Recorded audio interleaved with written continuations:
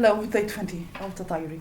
You know, there's those situations that you look uh, back and you just see things repeating itself, and it all the only thing that changes are the faces, but in the essence, is the same thing.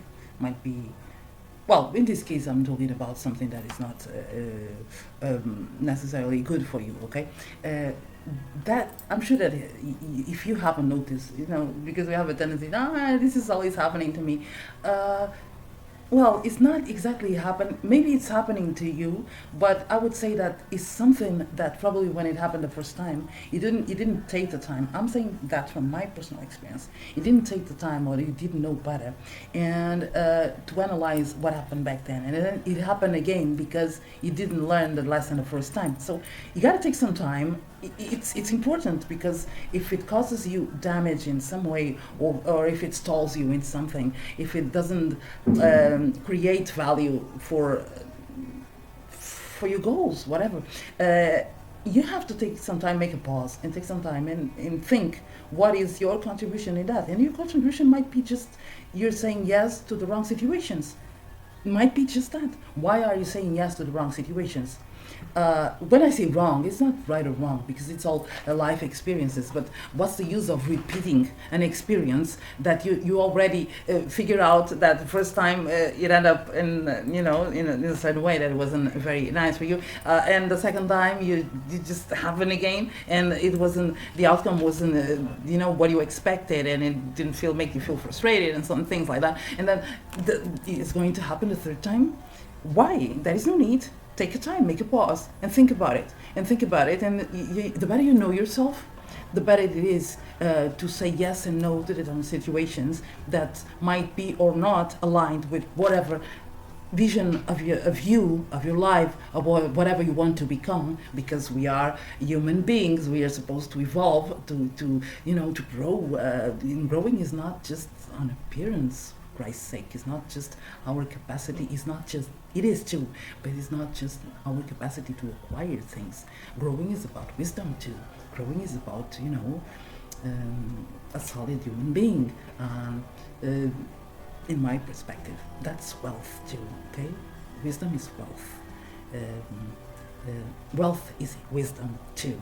It's not just about monetary things, the material things. It's wisdom too, and it's health. So how do we make those calls of yes? Because basically you're saying yes or no to situations that are or are not aligned with the vision you have for you, for whoever you want to become. How do we say yes or no? The better you know yourself, the best choices you're going to make for your life. Because nobody knows how much it hurts you but you. Because you're the one who feels. So in the end, although if you feel fulfilled or frustrated, you're the one who's feeling. You can fake it the whole way, but you can fake the happiness, or you can fake, even the frustration. Because some people just don't like it. They like to, just pretend that they're unhappy, so people don't go envy them. Yeah, envy is a trend. But you feel okay. So how do you avoid? It's not avoiding, because pain is kind of part of life. It's part of our process. But when you have the same kind of pain, the same kind of situation more than once or twice, you gotta make a pause. So how do you do it? You have to clear your mind. Clearing the mind might be a simple process, or might be a very complicated process. Because if you have your mind all cluttered with misconceptions, I'm not going to say misconceptions, conceptions that are not yours, but they are built from the outside, but that they're not suited for you, it's cluttered. We gotta, I have this, is cluttered, because clutter might be, all the things that, the feed on your YouTube, your YouTube feed, for instance. There's a lot of things. Many things don't interest you. You have to select. That's it. The rest is clutter. I'm not saying that it's not good. It's just might not be something that suits whatever you want for you.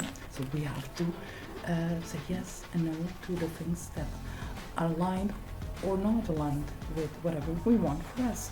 And that choice should be yours, no one else's.